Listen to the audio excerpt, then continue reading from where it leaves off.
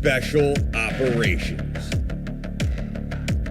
Covert Ops, Espionage, The Team House, with your hosts, Jack Murphy and David Park.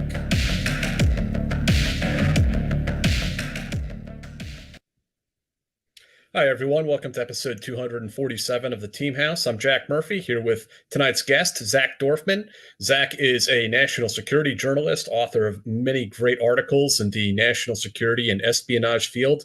And he also recently did the podcast series Valley of Spies with Project Brazen, reporting on previously unknown to the public traitor in our midst, somebody who worked for the U.S. national security complex in Silicon Valley and sold secrets to the enemy during the Cold War. So we're very happy to have Zach here tonight on the show. Thanks for coming on, man. Appreciate your patience with us tonight. Of course, man. Great to be back. Absolutely. So, just to kick it off, I mean, talk to us a little bit about your podcast series, Valley of Spies. I mean, before we get into like the production of it, I'd really like to hear how this story like even came on your radar. Because I recently read, for instance, there's a journalist who wrote the book From Warsaw with Love, whole history about the Polish-American intelligence relationship. And I don't recall your story being in there. I mean, this is something that I had never heard of before. Yeah, I mean, that's a great book, by the way, John Pomfret's book. And I read that before I started. It was about the same time I embarked on the podcast. So basically, Spy Valley, the genesis of Spy Valley was one of those great kind of kismet things that you have with your sources. And I know that you've had this too. I was sitting with a longtime FBI counterintelligence official from San Francisco named Bill Kinane, and Bill was an awesome guy. He got out to San Francisco in the early 70s and worked counterintelligence in San Francisco until the mid 90s. He was one of the capstone to his career was he was one of the first FBI attachés in Moscow after the fall of the Soviet Union. So he was kind of renowned in the bureau. I mean, that was like that was the last thing he did, but he spent basically his entire career working on the Soviet squad, then the Russia squad, and then in between what was known as like the East Bloc squad. The East Bloc squad during the Cold War was, every communist country in Eastern Europe that wasn't Russia, basically, but it was all the satellite states. So the Poles, the East Germans, the Czechs, the Hungarians, the Romanians, the Bulgarians, and they weren't as big of a deal, but they're a pretty big deal. They're very, very active in the Valley, mostly for economic espionage.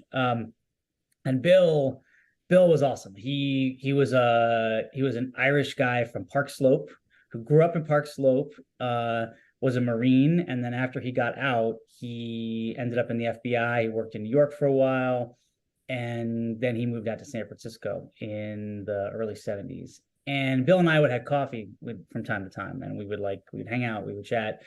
He would kind of shoot shit about like all the spy stuff that he did, the kind of spy hunting he did in the Valley. And one day he said to me, "Oh, have you ever looked into the James Harper case?" And I was like, "Not really. I heard a little bit about it." And he goes, "Oh, that should be a book." And he said, "Well, by the way, I was the squad supervisor on that case." And of course, as a reporter, you're like, "Wait, huh? You're the squad supervisor? You oversaw the whole case from the investigative side?" And he said, "Yeah." And we started talking about it. And I was like, well, if Bill says this is a book, there might be a book. And so I started reading everything I could about the case. It was a big deal at the time, but it had been completely memory hold. It was one of those great Cold War stories that for various reasons had just been completely forgotten. And much of the story had never been told because, the FBI guys weren't talking at the time, obviously, when the case broke in 1983. The prosecutors wouldn't have talked. The documents I got wouldn't have been able to get. And of course, I wouldn't have been able to talk to James Harper himself. So that was the real genesis of the story. And then that was 2019. and the story came out in 2023. So it was on and off reporting the story for half a decade, and a book proposal ended up becoming a narrative podcast. And Bill also has like the most FBI voice ever in the podcast. Yeah, Like, yeah, we arrived in San Francisco, 1973. Oh yeah. He had just very, and it's funny because he had this, I think it was this old school Brooklyn Irish thing that he had going on, and he was so disarming because he was, But then you'd be like, oh, Bill, can we meet for coffee tomorrow? And he'd be like, oh, I can't. I got to go to James Joyce Day, down at the, he was like a really literary guy. He was famous in the bureau in San Francisco because every morning he would get to the office and then he would go across the street and read the New York Times cover to cover for like 3 hours. Like he would read the New York Times every day. And some of his colleagues were like, what's this guy doing? Like, this isn't his job. But Bill's thinking was that, like, to do his job well, he had to understand how the world worked, in a kind of like geopolitical way. Not, because it's very easy when you're working cases just to think about it in this narrow context. But Bill, to his great credit, I think understood that you couldn't separate counterintelligence work from the larger political and geopolitical situation that was going on at the time. And so, yeah, I mean, once I knew I had the squad leader ready to talk, I was like, that's one big piece. Little did I know that it was going to be a podcast. And Bill at the time was a hardcore, like, can't record me, can't record me even on background, even to take notes, can't record me ever. And of course, I thought that there was going to be a problem with this. But, years went by, and when I came back to him and said, hey, this isn't going to be a book anymore, it's going to be a podcast. Would you be willing to have a microphone in front of you and talk about this case? He was kind of like, okay. I don't know. Maybe it was COVID. Maybe it was like he realized that this was the one best shot to have this story told. And I was like, look, it's not going to be a book. And I need it. It's not as powerful, right? You know how this is, right? Obviously, it's not as powerful for you to narrate somebody else's story. You want them to be able to narrate it a little bit. So it was really special. And I think wonderful having people like Bill and a lot of his colleagues in the Bureau who, they were long retired at that point, and they were willing to talk about the work they did. So yeah, that was really, really cool. And as we kind of like get into the story itself, can you tell us a little bit about the history of Silicon Valley and why that part of America is such a huge target for foreign intelligence services? Yeah, I mean, going back to the post-war period, basically the Valley always had a tight connections to the U.S. military-industrial complex. A lot of missile technology was being developed both in Silicon Valley and then down in the South Los Angeles area. If there's a lot of military, very, very large military contractors are still based out there. And then, of course, the Valley, by the 1970s, the microchip revolution entered the picture. And computing power became important for everything from missile guidance systems to tanks to satellite systems, to big data analysis, what we call today big data analysis. Computing power, the idea of like networked computing was something that obviously had civilian importance, but was primarily, as DARPA the internet was a military project. It was about military connectivity. So as soon as the microchip revolution, the semiconductor revolution kicked off by the 60s and 70s, the Valley became, and it still is, but it really became a central front in the kind of Cold War espionage war. Back then, it was primarily the U.S. versus the Soviet Union and its allies. Now it's a more complex picture where you have the Russians, obviously, but you also, even more so, probably have the Chinese. The Iranians are there. I mean, everybody's playing around in the Valley. And I think there's a way in which people don't necessarily associate it with being rich terrain for espionage, because they think of espionage as something that happens in government buildings, or at the UN, places that you think of as like seats of power. There's a lot of power in the Valley, and there's a lot of technology that foreign states want to steal in order to replicate, to understand better. And that's always been the primary kind of espionage you get in the Valley, is like tech-focused economic espionage. You also get political stuff, right? Because it's California, so you can't discount the fact that like foreign governments want to know what's going on in California. I mean, particularly the Chinese. So that's a part of the picture too, but it's really tech focused here. You're probably the only person I know of offhand who's really kind of pointed out the importance of California and specifically Miami as like hubs for intelligence because of the way the United States projects itself out into the world from those particular parts of America. Yeah, I mean, the Miami scene, man, I wish there was some.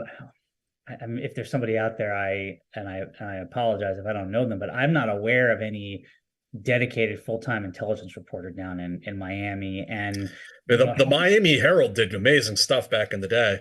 They did. I mean, they used to have. I mean, just kind of like how yeah, it's a longer conversation about the loss of national security reporting as a national enterprise as opposed to like 99% of people being based in DC. I mean, you're in New York, right? And that should be the most obvious place in the world. Yeah.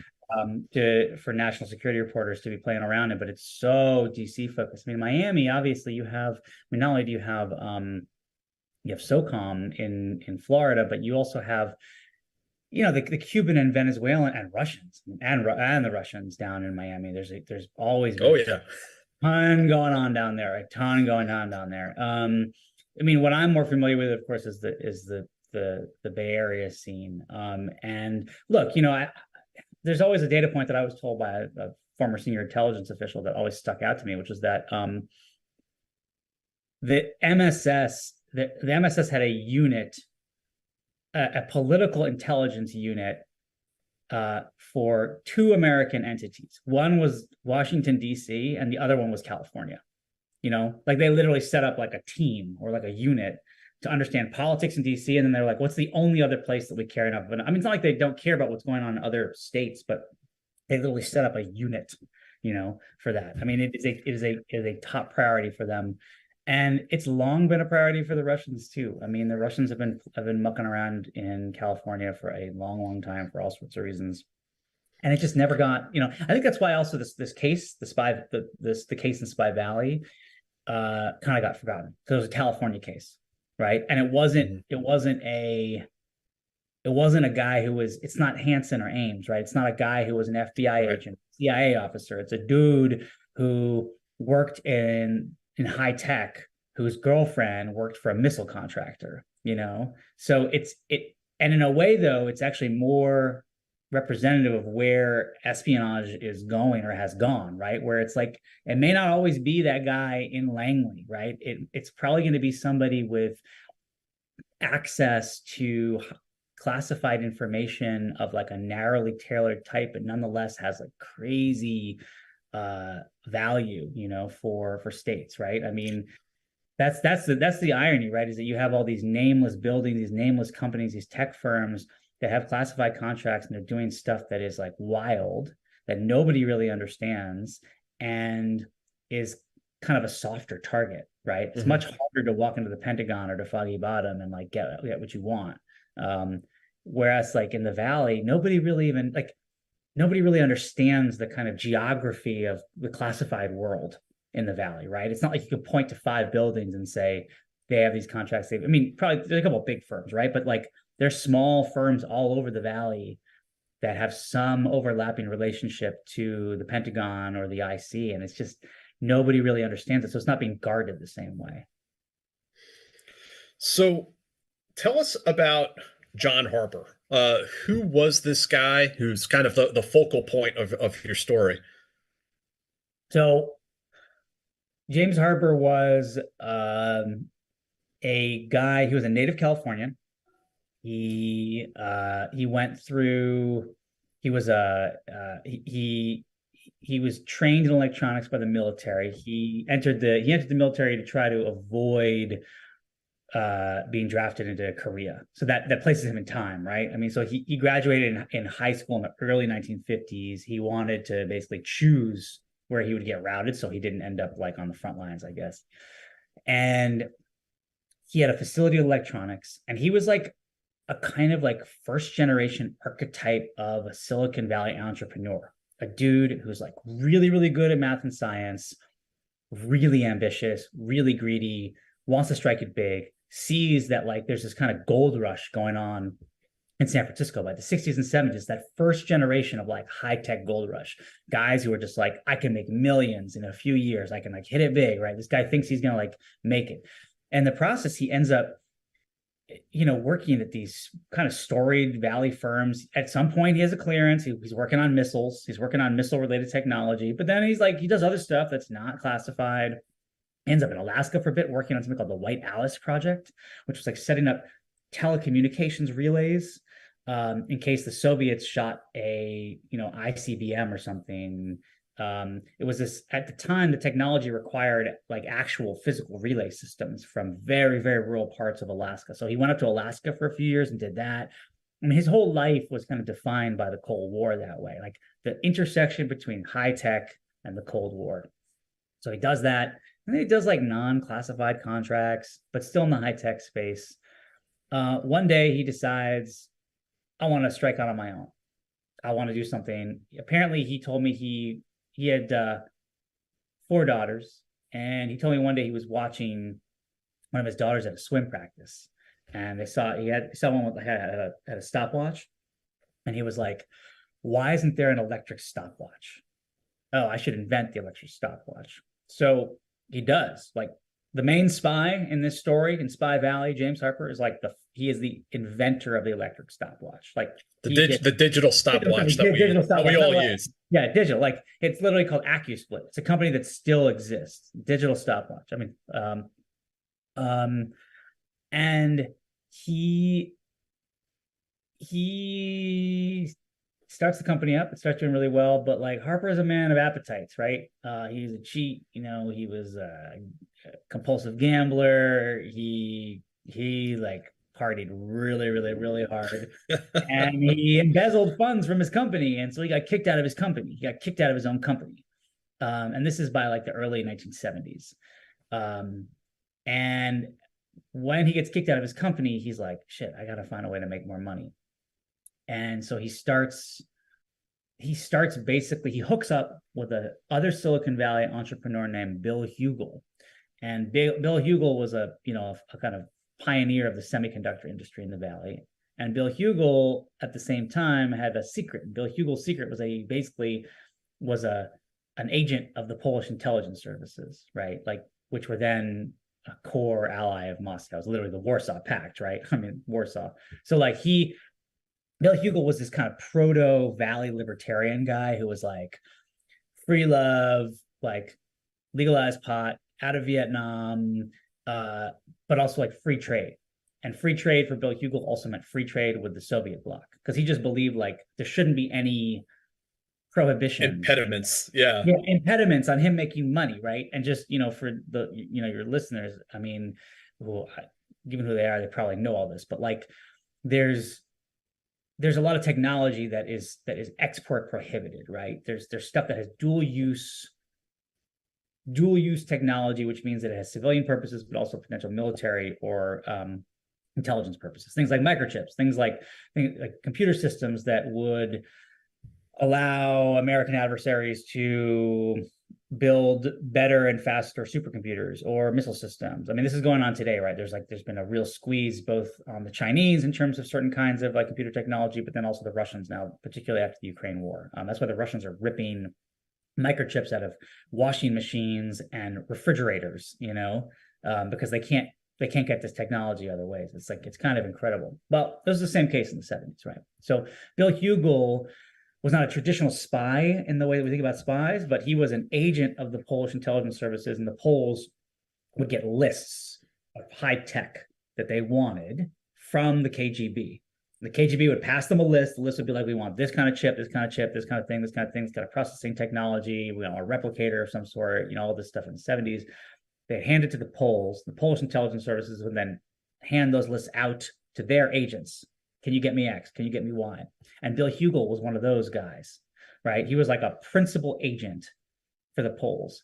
Now, as a good principal agent, he contracted out to sub-agents, right?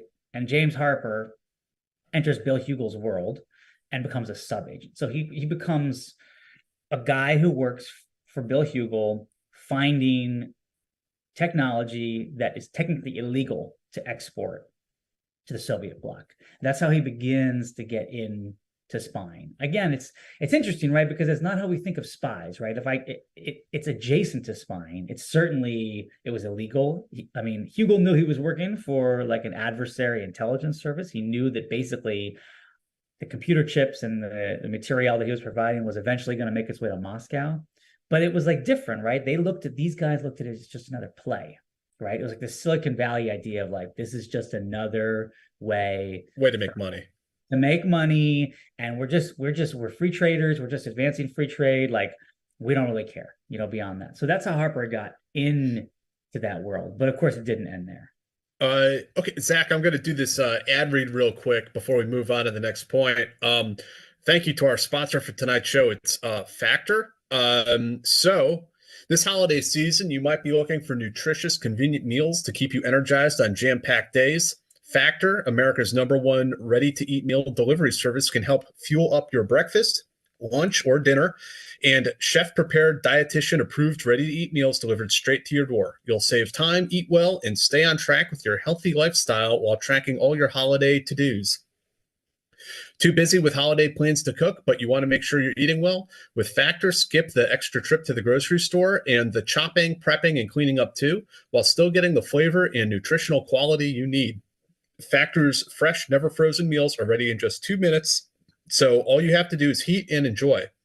Skip the stress of meal prepping over the holidays with Factor. Choose from 35 weekly flavor-packed, fresh, never frozen meals that support healthy lifestyles and meet your meal preferences, all delivered right to your door, ready to eat in 2 minutes. So, you'll enjoy with Factor, you can rest assured you're making a sustainable choice. We offset 100% of our delivery emissions and source 100% renewable electricity for our production sites and offices.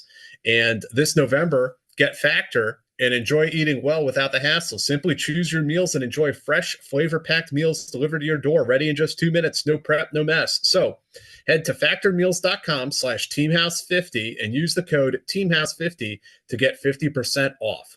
That's teamhouse50 at factormeals.com/teamhouse50 to get 50% off of your meals. So thank you to Factor for sponsoring the show.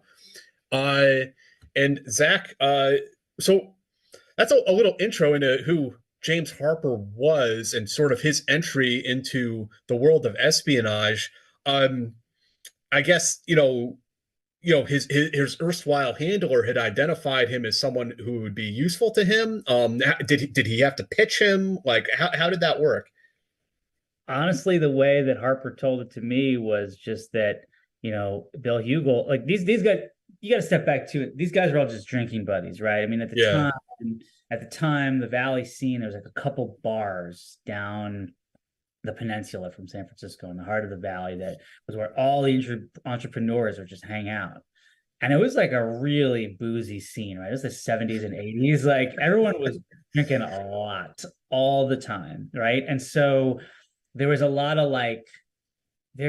a lot of like wheeling and dealing that would go on at a couple of these bars, and everybody knew that like basically every night of the week there'd be people in the scene there, right? It was a small enough scene then for that to happen. So at some point, Bill Hugel, the semiconductor pioneer, the primary agent of the Polish intelligence services, befriends Harper at one of these bars, and they just start talking. They just start shooting the shit, and that's how it ended up happening. I don't think it took a lot of convincing. Let's put it that way, right? Like, he was knocking on an open door. Yeah. He was like, "Hey, you want to make some money?" And he was like, and Harper was like, "Yeah, I'd love to make some money. How?" And he's like, "Well, you got to get some stuff for me." "Oh, who is it for?" Well, it's for some friends of mine in the Eastern Bloc." "All right, whatever." Like, they didn't, it's funny because in the world of the USG, right, there's this kind of like, there's this attitude that, well, these are adversaries. These are, how could you betray your country like that? And it's a valid perspective, but it's not the way, not the culture that these guys came up. Right. They wanted money. They wanted global, like they wanted global networks. They were not thinking, like, their value hierarchy was not like the idea of like this this competition between these two global behemoths being the thing that they woke up every day thinking about and worrying about was like, that was just not their. Well, I mean, I think what really gives away the banality of it is just how little money he sold his country out for. It's like this wasn't like a retirement fund. It was just like chump change, really, at the end of the day. Oh yeah, I mean the stuff he was doing for Hugo, finding the microchips and stuff, that was like a couple $1,000s each time. I mean, he really Yeah, like what? that was it. I mean, that was it, right? So that's the thing, was that he was making he was making like pocket change, you know, rent money basically, Right. low level spine, you know, and in a way he realized that that wasn't enough. I mean, it's like almost odd. Like he did that for enough. He did that for, I don't know, on and off from roughly 1975 until 1979, which is when Harper's like big scheme begins. And that was like when he discovered that his girlfriend at the time, whose name was Ruby Louise Schuler, was working for a company that was a specialist in ballistic missile defense, right? And you know, again, I know your listenership is like pretty up on this stuff, but like in the late 70s and early 80s, this was a huge topic of discussion because it was all about mutually assured destruction. It was all about like the idea of like, can we survive a second strike? Like, can we survive a first strike?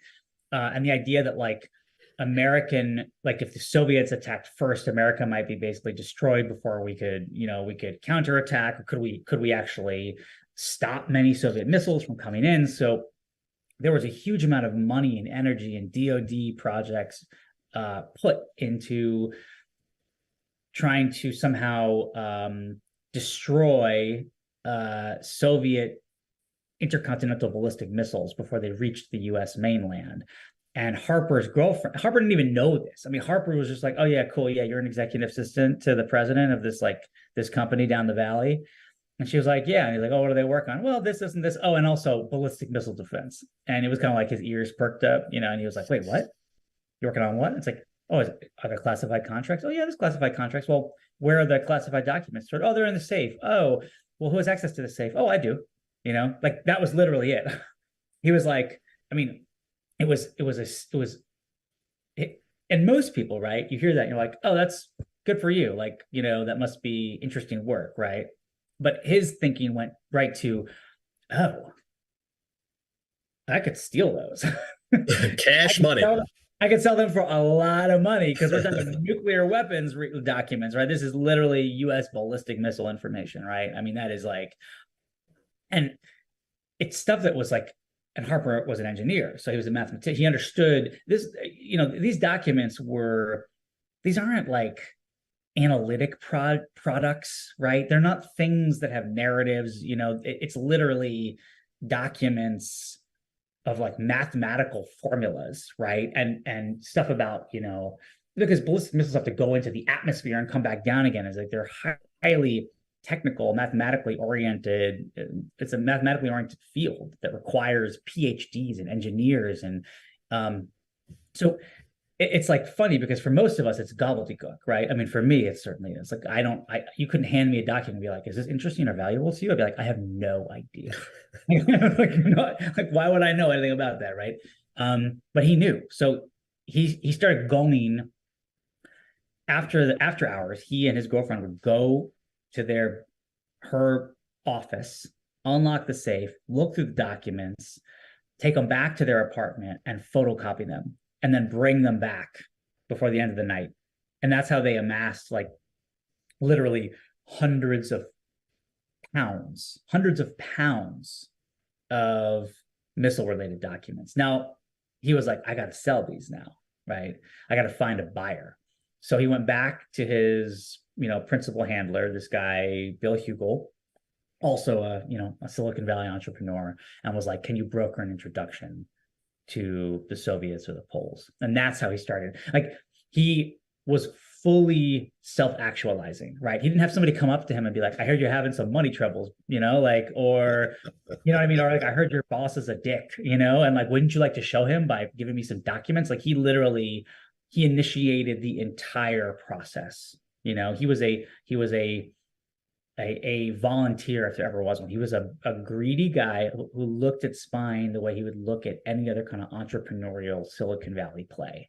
And that's one thing that's super interesting about him, right? It's like, it doesn't mean there aren't greedy people in DC or New York or Brussels or wherever, but like there's something about the culture out here that he is exemplary of, right? Like a guy who was like just viewed spying as like basically another kind of small business or startup.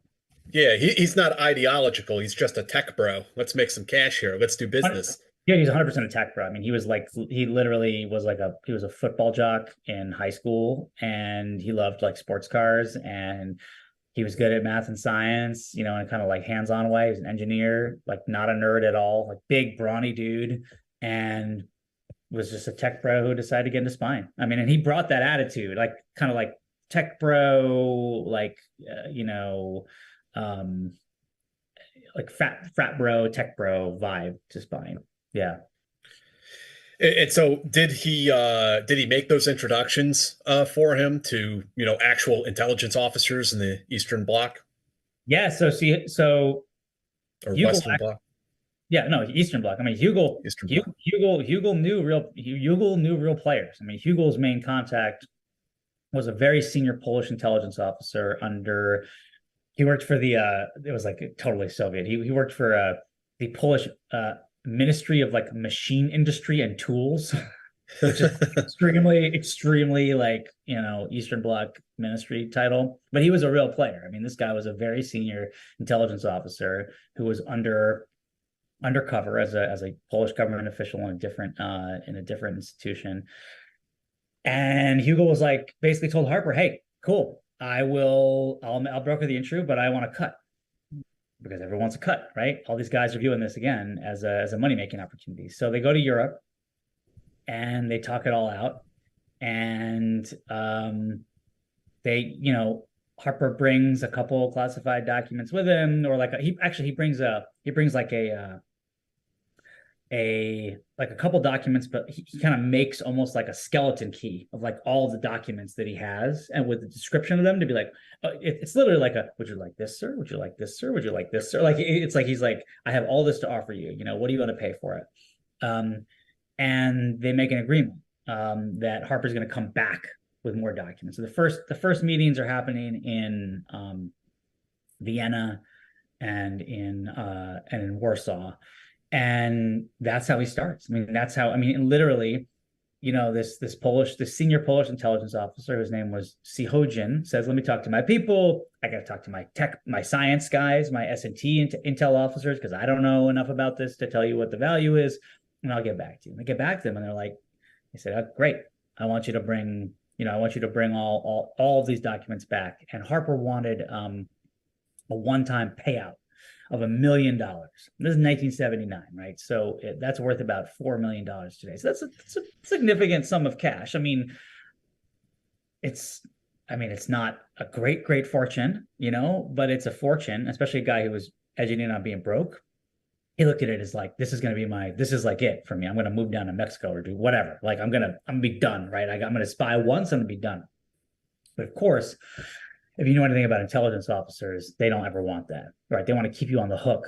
They want to give you a little bit and a little bit and a little bit, and then keep tasking you for more and more and more, right? Harper didn't want to do that, but he was desperate, and he was willing to go along with it for a little while, right? Where, guy says, "Well, I'll give you $50,000, and then you come back again, I'll give you another $50,000," and that's how the Poles kind of kept them on the. And they even, if I recall right, they even kind of like dicked him over on the bill the first time around, right? Yeah, they did actually. They specifically, and I know this because when I was researching the Spy Valley podcast, I actually worked with a Polish researcher. And what's really amazing is that Poland and some of the other former Soviet bloc countries allow researchers to get access to unredacted intelligence documents. And I managed to find all of the files from this case. I mean, there was no blackouts, no redactions, like literally the unexpurgated documents, including the like strategic reports of the Polish intelligence officers writing about their thinking in the case and like how they were going to try to play this guy, right? And part of that was them saying, basically, when we want to go hot and cold with him, we want to say we're incredibly interested, and then when he gives us something, we want to basically say, you know what, this isn't what you promised us. This isn't the good. Right. Like, we don't really want. You know what, you kind of overpromised and underdelivered, and to keep him basically wanting, in a position of dependency. I mean, it was like some pretty, subtle psychological games that the Poles were playing. It was good intelligence work on their part. And that like made Harper irate. And it made him willing. But it also like made him willing to like give them more for less, right? Because he became so needy and like he needed the money, so he was like, fine, But then eventually there's like one major payday that happens where Harper leaves, right? He goes back to Warsaw. He has this blowout argument basically where the Poles are like, we're not going to pay you. This is garbage. Harper like goes back to California and he's like, what am I going to do with all these documents? Again, he's got hundreds of pounds of documents in his apartment. These are physical documents. This isn't like stuff on a thumb drive. Like, it's like stacking up. It's like, and so he goes out to the San Joaquin Delta, which is just east of San Francisco. He gets on a sailboat with his best friend and buries all the documents in like a muddy island in the middle of the Delta to be like, I can't keep this stuff on me. It's like too hot. It's too hot. And then he tries to like he tries to get contact again at some point with the Poles because he's desperate. So he has to go back and dig it all up again. And they're all waterlogged, so he has to dry out these documents, and then there's stinking waterlogged documents that he's like basically like hanging up, all over his clothespins. Like clothespins, like exactly. He's like classified documents, like they're Christmas ornaments or something. And he literally stuffs these dried, like moldering documents in giant suitcases, and just walks into SFO and gets on a plane to Europe to then go back and resell them gold. Like it was very basic. Like there was no tradecraft, there was really very little tradecraft in this story. He gets back to Warsaw. He gets spirited out of Warsaw to this like country estate. And he provides these documents to the Poles, who are like ecstatic because they actually all of a sudden are like, oh yeah, this is the good stuff. This is like really valuable ballistic missile stuff. The Poles immediately contact their overlords in Moscow. The KGB flies in 20 science and technology officers to pour over the documents overnight. They literally spend like an entire day just laying the documents out, like one page by a time, and looking through them and being like, is this valuable? Is this valuable? Is this valuable? And so he gets his big payday. They pay him like a couple $100,000. This is like his big payday. And then they're like, we want more. But so you get these kind of false starts and stops. But that's the big one. That was like the big one. And so when I was going through the Polish intelligence files, I knew what Harper's handwriting looked like from other U.S. court documents. So I knew what I was looking at. So I'm going through it and I'm seeing everything's in Polish, obviously, right? You're seeing everything in Polish. You have to get it translated. All of a sudden, I come across a bunch of stuff. And it's dated. Its dating lines up perfectly with when I knew Harper was at this estate, basically under the watch of the KGB. And it's limericks, like drunken limericks that he wrote about spying. And he left it there. And they put it in his file. And I was like, this is the dumbest man ever.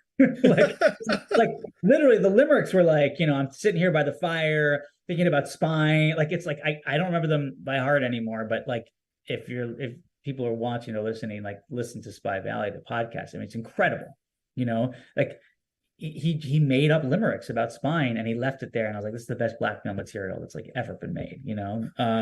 He viewed it as like a lark, right? I mean, he was drunk and just partying, and like for him it was just like an adventure almost, you know, which is incredible, how greedy he was and how incautious he was about being a spy. And on the return trip, similarly, it was like just so half-assed, as I recall. I mean, didn't he tape some of the money to his ankles, and the rest of it was just in a suitcase and just flies back to the United States? 100% it. I mean, he literally he taped half of it to his ankles, and then he put the rest of it underneath his shoes. Right. This is way before you had to take off your shoes at the airport. Right. This was many decades before that. But he literally was like, well, he tried to put it in a bank account in France, and they were like, "Where'd you get this money from?" I mean, like, do you have like a paper trail here? Because we can't just take this money without some kind of receipt, you know? And he was like, I can't provide you with that. So he just thought, you know, like whatever. He literally got duct tape and just taped it to his ankles and just walked onto the airplane in Geneva, and then walked out at JFK, you know, with hundreds of like $250,000 taped to his ankles and his feet. So yeah, I mean, again, no tradecraft. Like, I know it's harder today with like the digital, you know, there's like a more ubiquitous digital trail, but it just goes to show you that, like, if you have the drive and you have the access, you can get away with a lot, if people aren't watching. Yeah, and I mean, it could easily happen today. They can't search everybody that goes through customs. No, of course not. And you know, the thing about him too was that he didn't have a clearance at the time, right? He didn't work for a company that was. There's good plausible deniability all around. It was his girlfriend, and then his wife. I mean, he married her over the course of this scheme, which lasted from 79 to 81. So he, you know, that was part of the issue when the Bureau finally started investigating this case. They were looking for people who had access to classified documents through their job, and he didn't, you know, and so that was a stumbling block for them. So how did that come about? Because, I mean, did the Bureau have some inkling that there was a spy out there? Did they have some idea of who they were looking for? Did they have a defected KGB agent who gave up that there's a spy somewhere in the United States? I mean, how did that investigation come about? So this is actually one of my favorite parts of the story. And it's this whole story is kind of larger than life. And I can't do, it's to hear the people who lived it tell it in their own words is, I think, gives it a lot more vividly than I can. But I will say this, like, two things happened. The first thing that happened was that the CIA had a mole in the Polish intelligence service whose code name was Caribou. And Caribou was one of the most important Eastern Bloc recruitments in place that the IC had in the 70s and 80s. Kind of an unsung guy, even to this day. I mean, he comes up in that book you mentioned, From Warsaw with Love, because he was actually critical in busting Marian Sikorski, who was a Polish intelligence officer who was an illegal, who was operating down in Los Angeles at this time. I remember that one. And the feds almost lost that case, like by a hair. Yeah. That case came very close too. I mean, and that was a big deal. And so this guy Caribou, who he was a Polish intelligence officer under diplomatic cover in Chicago in the mid 1970s. Obviously, Poland has a big interest in Chicago because it has a huge Polish population there. And at some point, probably he was either fully recruited or his recruitment began in Chicago in the early to mid 1970s. He rotates back out to Warsaw because, you know, people, that's the whole thing. You rotate in, you rotate out. And he was also an engineer. He was an S&T focused spy, science and technology. And at some point, he gets in touch with his CIA handlers, and he says, this is probably 1980 or so, maybe 1981. And he says, look, I don't know the name of this guy, but you've got a serious spy in Silicon Valley. I was at my work. We were having a holiday party, I think, and I was told that we were to come hang out because one of my coworkers, this intelligence officer named Sihojin, was getting an award from the head of the KGB, because he had recruited an incredibly valuable nuclear spy, right? That's sus. Yeah. Yeah. Like, right. And he was like, oh, like, so he's there, he's watching this award being given out, and and you know how compartmentation is in intelligence agencies. So he doesn't know the name of the guy, the recruitment. He just knows that this senior intelligence officer named Sihojin has some guy in Silicon Valley who's providing incredibly sensitive nuclear documents to the Poles, which are of course going directly to the KGB. I mean, actually, it was very interesting reading those documents, the Polish intelligence documents. There's a lot of discussion about who's going to pay, because they're like, well, this is all just like the Poles don't care. Like the Poles don't have a ballistic missile program. This is all going to the Soviets, right? So it's like, there's a lot of like back and forth between them and the KGB about like, hey, we can't afford to pay this guy. Like, you're going to pay this guy, right? And the KGB was like, yeah, sure, we'll do it, basically. So, I mean, Harper was working directly for the Poles, but his payment was coming from the KGB. So this secret CIA penetration of the Polish intelligence service gets in touch and is like, that's all I got for you. Engineer, Silicon Valley, nuclear secrets. And this guy, this secret source that we have somehow is connected to Bill Hugel. Okay, so then the CIA gets Bill Hugel's name. The CIA gets the basic parameters of what's going on. They pass it on to the FBI.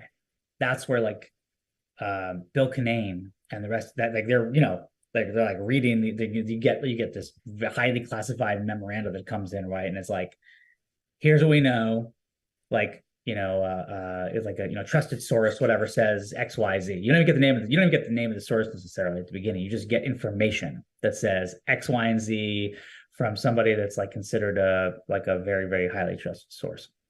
That's the first thing. So the Bureau, of course, goes, oh man, like we have a real problem, right? We got Hugel. Okay, that's a good lead, right? We know that like that's been going on. We've had our eye on Hugel for a while, in fact. But so they start investigating Hugel, including like wiretaps and stuff like that. But there's not, at this point, Harper and Hugel had a falling out, so they're not getting much from it, right? They're not getting much from it. At the same time, this is happening. Harper gets cold feet about spying. Like, he decides he doesn't want to be a spy for the Eastern Bloc anymore, and he decides to get in touch with a lawyer to serve as a go-between so he can offer his services to become a double agent for the CIA. And he wants to get paid for it, right? So like this dude that just spent the last 3 years passing nuclear secrets to Moscow is now basically trying to negotiate a get-out-of-jail-free card for himself, where he works for the CIA now against the Soviet bloc and wants to be paid handsomely for it. To do that, he starts providing information on himself and his scheme and what he knows and who he knows. And of course, DOJ and the Bureau are like, yeah, we're interested. Yeah, okay, we're interested. Keep telling us more. Keep telling us more. Tell us more, right? Like they're like, keep telling us more. And of course, they never had any inkling whatsoever that they were ever going to deal with this guy. They just wanted him to give them more investigative leads so they could find him. So these two streams are coming together simultaneously, right? You have Harper anonymously through a lawyer diming himself out, and then you have the secret source within the Polish intelligence services. So these two intelligence streams come together, and that is eventually how the Bureau identifies him. I mean, it's an interesting question, right? Like if he hadn't come forward and tried to negotiate a sweet deal for himself, I don't know if they would have caught him. I mean, yeah, because I mean, engineer, Silicon Valley, like that's a pretty wide net.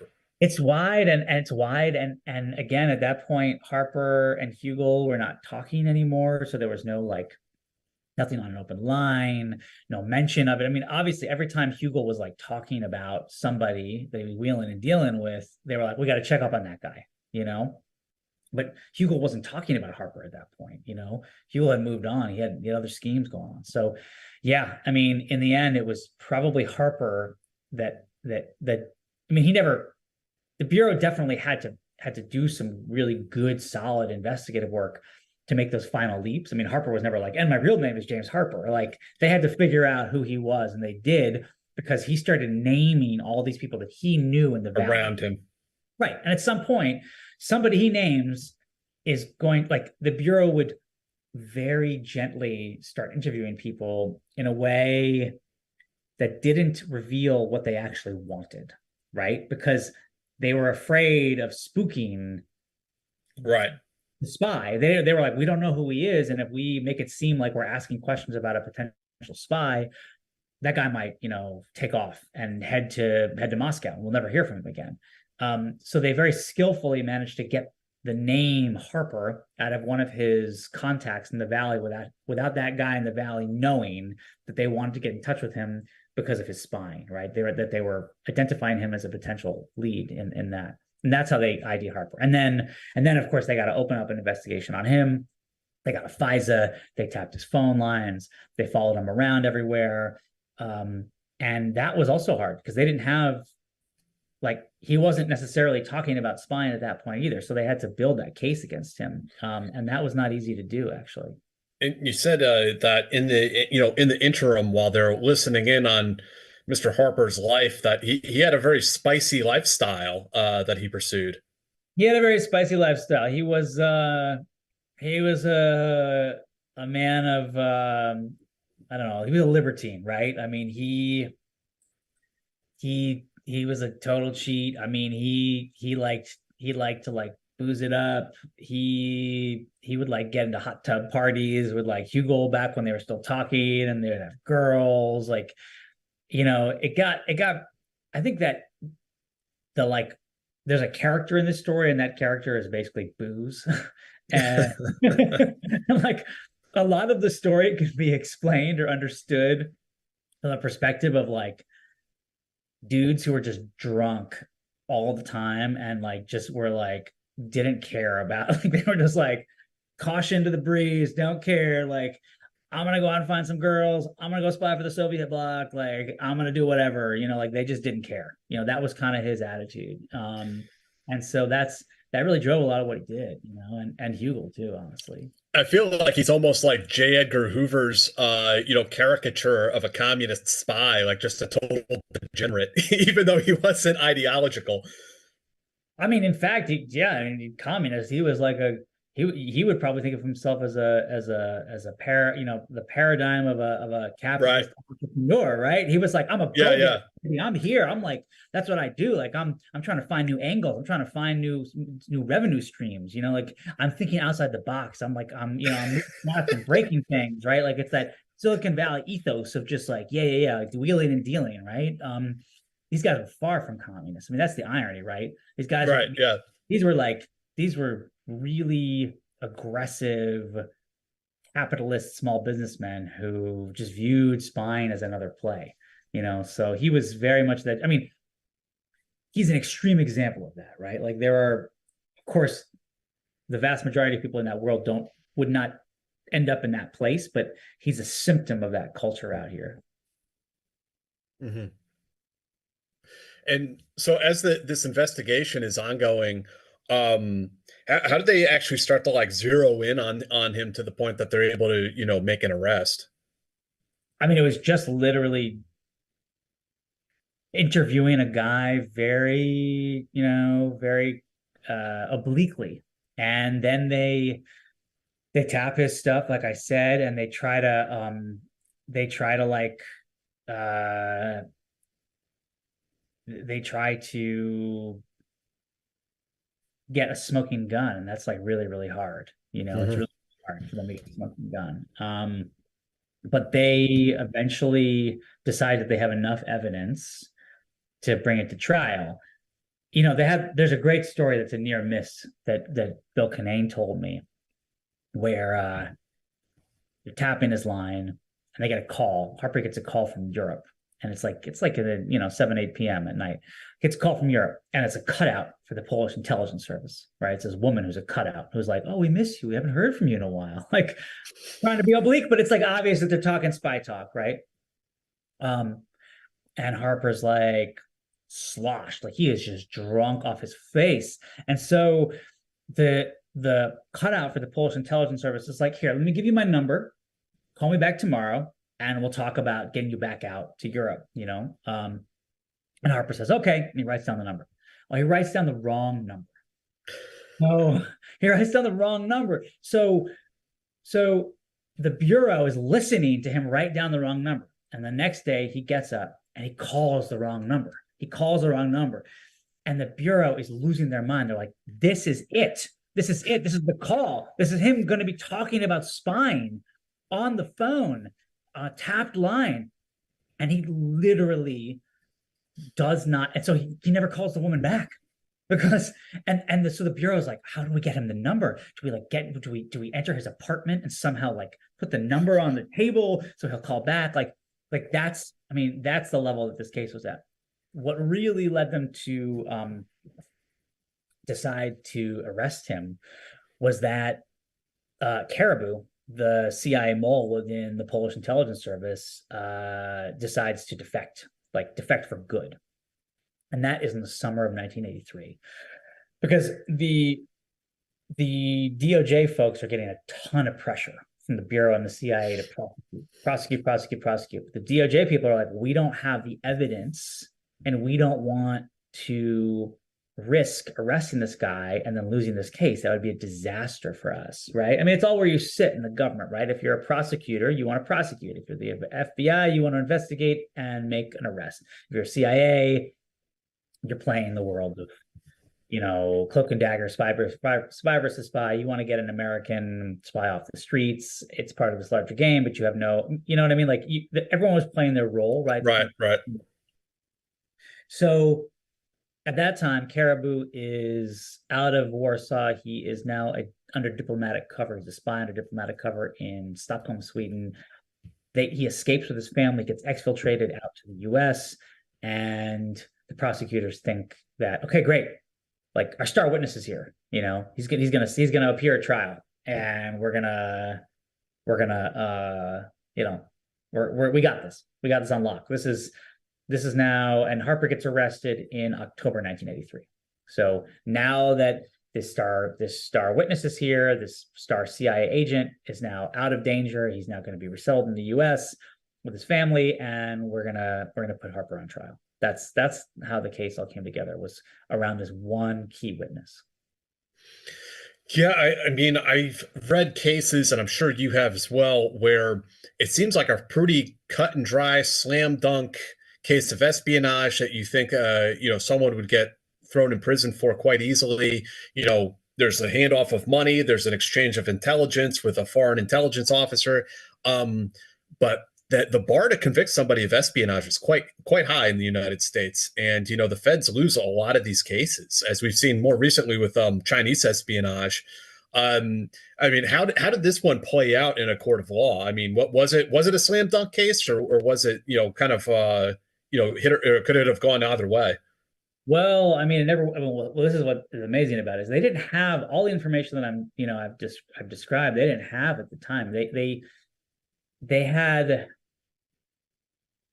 the sketches of it, right? They knew that Harper was the guy. I mean, but there was nothing. There really wasn't a lot of hard, tangible evidence that they had. That was the whole problem, is that they needed this Polish intelligence officer who was broadly a part of this operation, or at least was aware of it as an intelligence officer, to carry it out, to bring the case home. But the problem was that as soon as he got to the States and he started being debriefed by the prosecutors on the case, who I spoke with, who were great guys, who were incredibly hardworking and really wanted to do this right, the CIA started walking back their promise to allow him to testify immediately. Like, CIA was like, we'll bring him to the country. We'll get him out. He will testify. We'll put Harper away. They were like, great. DOJ was like, great. Then we will arrest him on the condition that this happens. The moment he got to the States, the CIA was like, actually, we're not really sure we want him to testify anymore, right? And so that caused a huge blow up between DOJ and CIA. And if you think about it, how many times have you heard of a defector from a foreign intelligence service testifying in a criminal trial for espionage in the U.S. as a witness? I can't think of any. I can't think of a single time, right? Because they don't want those folks having any heat or light on them. For some reasons that are good, right? But they just generally don't, like, you know, the way it was put to me was, in the end, CIA just wanted to stay in the shadows. That's it. Like, that's their imperative. That's the way they view the world. They don't want their agents showing up in courtrooms, pointing to somebody and saying, yes, that is the man who passed me the documents. Right. Like, they don't want it. So the prosecutors felt like they had been lied to, basically. And there was a big blow up in Langley, where they walked into they walked into the room of this senior CIA operations officer who offers them a drink at like 11 o'clock in the morning and is like, please sit down, and then basically proceeds to tell them that, like, ain't happening, after the promise. So the prosecutors are irate, and they're also really scared because they're like, this entire trial was predicated on this witness. And if we don't have that, we may not be able to get Harper. We might not have enough. So they very smartly probably pursued their best path forward, which was leaning on him really hard to plea, to make it seem like they had an on Harper to get him to plea bargain out. Yeah. That's what they did.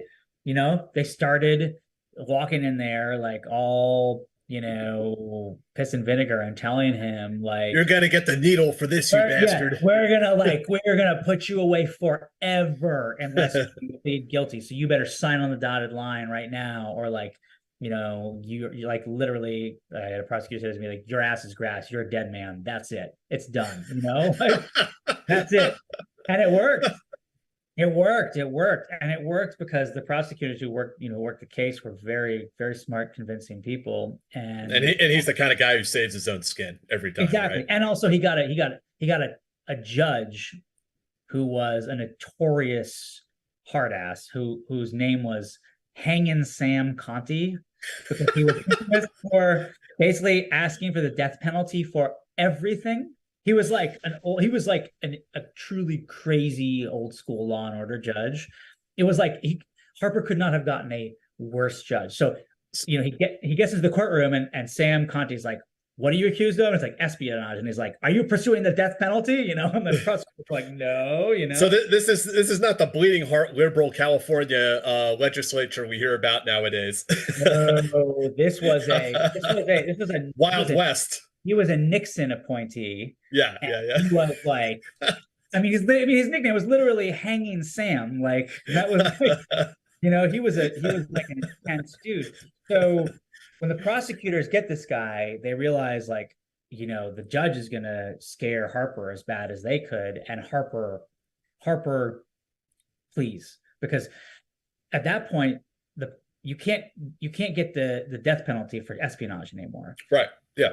But literally, the judge is arguing with the prosecution about why he can't get the death penalty for Harper. He's like, why can't I have that? And they're like, listen, sir, I'm sorry, the Supreme Court. And he was like, make sure, so Harper's just standing there and is like, oh my God, I'm gonna die, like, you're a dead man walking. Exactly, like, literally, he's like, I'm gonna die.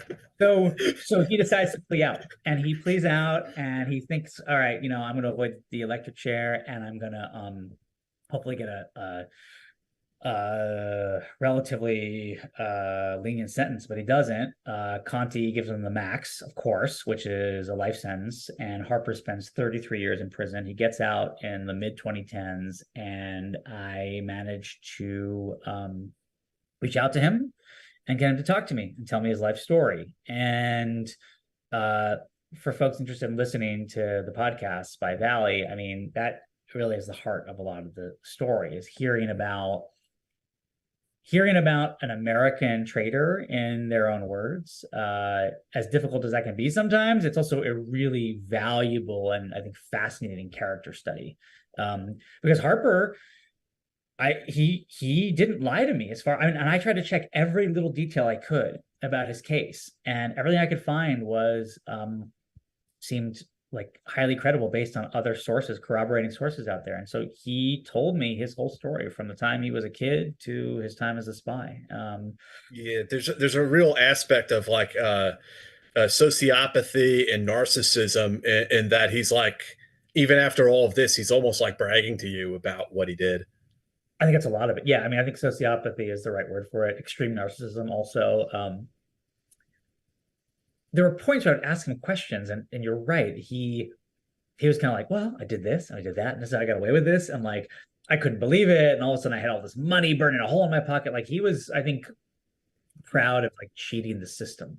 Right. I think that was something that really made him, I think that made him, I don't know, even after having spent 30 plus years in prison, I think it made him feel good in a way that he had been able to cheat the system the way he had. I mean, it's incredible. And he's not a normal person, right? Like you hear him, sometimes you're like, oh, this is like a good time boy, right? Like you can just tell like, oh, he's a dude you could like drink some beers with, and he would like tell dirty jokes and it'd be fun.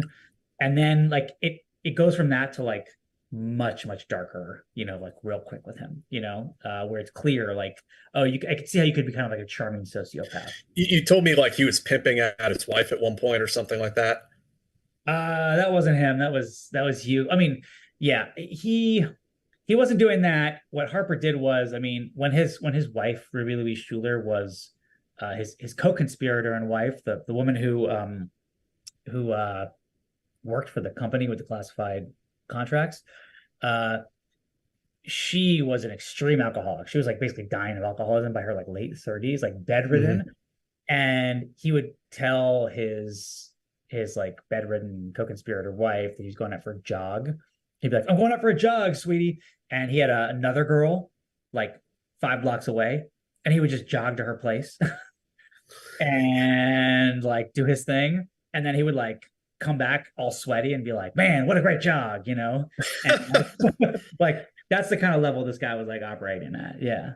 Yeah. That kind of guy.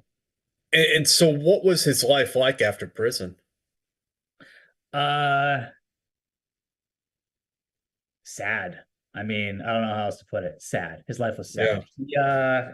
He got out of prison. He was in his mid-80s. He was a sick old man. Most of his family had long since disowned him because he's not a good, I mean, he betrayed everybody who was around him, everybody who meant anything to him, everybody who was close to him. He betrayed his family, he betrayed his lovers, he betrayed his business partners, he betrayed his country. He was left with very little. He spent most of his years in federal prison up in Oregon, and he got out and he ended up chasing some old flame of his who had since long moved to Arkansas, and he moved out there with the idea that maybe he was going to, like, I don't know, live with her and mooch off her. I'm not sure, but that did not work out. And he ended up kind of marooned in Northwest Arkansas, California boy, and was just trying to get better and trying to kind of live and eke out a living. He wasn't working, but just, living on probably disability at that point. And he wasn't doing much. And so I think I found him in the right time, but he was in a sad state. He was like really ill, and he was lonely. He was ill, he was lonely, it was sad. It was, it was interesting talking to him then. I mean, he looked back on his life, but he never really seemed to exhibit much regret for what he had done. And then as you were, producing this podcast, I mean, he passed away, didn't he? He did. Yeah. He actually, well, before he passed away, he stopped responding to me. It was actually very interesting. He, excuse me, I'm just really sure.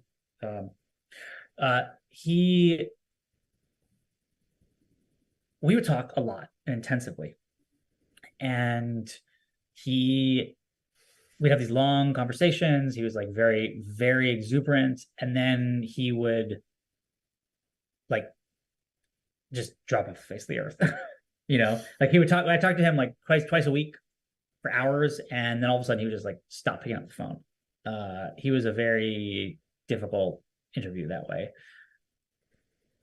One day he just doesn't pick up the phone, and I don't hear from him for like a year and a half. And I was like, okay, look, he was in and out of the hospital. He's in his like late 80s at this point. You just kind of assume, right? Like, all right, he probably passed. And then out of nowhere, I got a call from him. And he was like, hey, just wondering how you're doing. Like, I'm thinking of coming to California. Do you want to like have coffee and keep talking? And I was like, okay. And that's it. And then I tried to get in touch with him again, and I couldn't, and I couldn't, and I couldn't, and I found out that he passed after some pretty gruesome health stuff. He never made it back to California.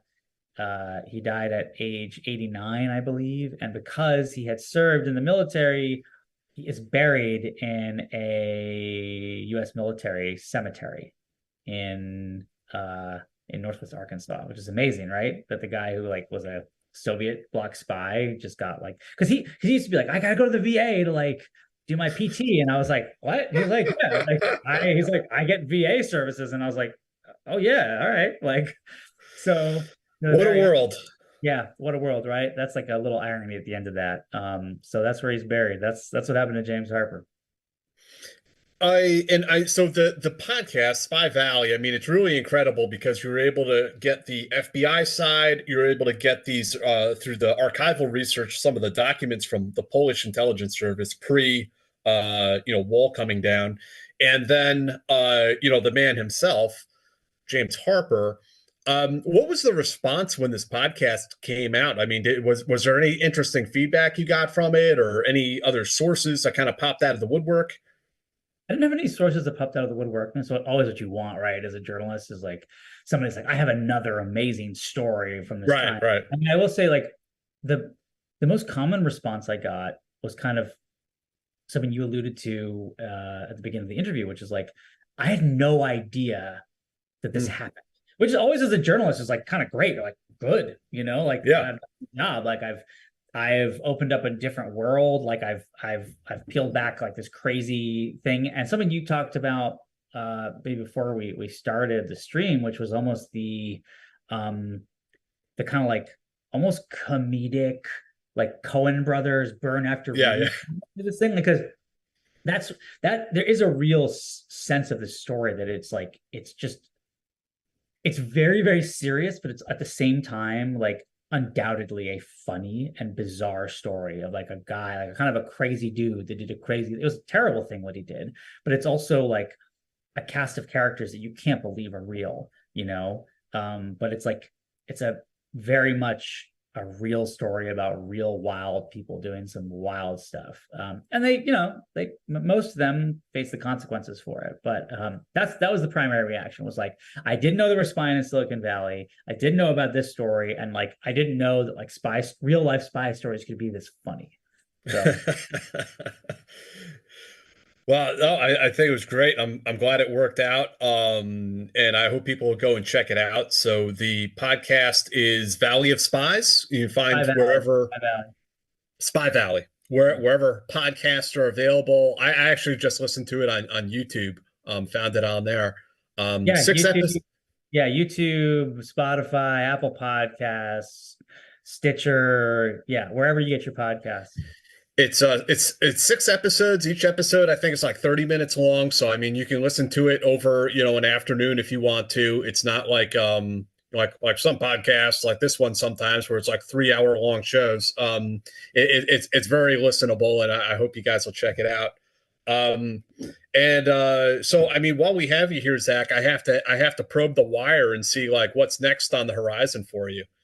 Oh man, I got some stuff, but I can't talk about a lot of it yet because it's not out, but I have some long form investigative reporting that I've been working on for a long time, years, that is nearing completion. Some very deep dives into stuff that goes back a lot of years, kind of U.S. intelligence community stories, kind of back into the core reporting that that you and I do. So I'm really, really excited about that. I don't want to give too much away for a whole bunch of reasons, but like definitely some revelatory stories from the world of the kind of post 9/11 intelligence world. That's great, and I hope we'll have you on the show again. A year down the line, and we'll have some more topics to talk about. For sure, happy to be here anytime. Is there anything else that you want to plug, or anything you want to tease out there, tell people about? Where can people find you? Where can people find you online? They can, at this point, I don't know. I mean, Zach S. Dorfman at Twitter. I'm not calling it X. And Blue Sky, same thing at Blue Sky. And yeah, I mean, unfortunately, I can't even talk about where some of these stories are going to be appearing yet. But I would say Twitter first and foremost, and yeah, and I'll come back on and we'll talk about some of these investigative pieces. Awesome. And so next Friday, we're going to have our first interview. It's the first of two parts. So on December 1st, we're going to have Mike Vickers on the show to talk about his career. You put me on before Mike Vickers? Yeah. Hey, man. Scheduling, we like to mix it up. So Mike Vickers is next week. We're going to talk about his time in the military and his stint in CIA, his career there, working on the covert action program in Afghanistan. And then we'll have him back for a second episode on December 8th. And we'll talk about his time at USDI and ASD Solic and some of those more like high level appointments that he had. So we're looking forward to doing that. That's going to be incredible. Vickers is a living legend. I mean, and wow, that sounds amazing. You're doing a two-parter with him. I'm going to yeah, two Fridays in a row. He's been quite generous with his time. We really appreciate that. And he has a book out. I think it's called By All Means Available. I read a couple months ago. Worth checking out for anyone who hasn't yet. So yeah, I guess Zach, barring any final thoughts, man, I guess that wraps it up. Anything else you want people to know about, or any final thoughts about this wild story that you told, or the Coen brothers working on the screen adaptation? No, well, I wish that would be great. No, I'm going to plug you, man. I'm going to plug your and Sean's work on the high side, man. Oh yeah, thank you. Yeah, that stuff's incredible. That the story that you did, you beat all the major publications on the U.S. Special Operations Forces getting ready to potentially deploy to Gaza, and the kind of back and forth on that. I mean, that was a great story, and you beat all the big papers on that one. So yeah, thank you. And the next story we're working on, I don't want to get Sean angry with me, but I'll just say it's a biographical piece about someone who's essentially a CIA legend. A legend of the CIA and the Special Forces community. And we're working on a pretty extensive piece about him. So we're excited to get that out, hopefully, in the next month or so. I've heard a little bit about that from Sean, and without going into any detail, obviously, I can vouch that is going to be an amazing story. Yeah. It's a slice of an amazing person, but also through his own experiences, it's a slice of history as well. It's pretty incredible. So yeah, hopefully we'll be able to have that discussion on another episode. So until next Friday, we'll see all you guys then. Zach, again, thank you for taking some of your Friday evening with us. And we will see you then. Bye now. Thanks again.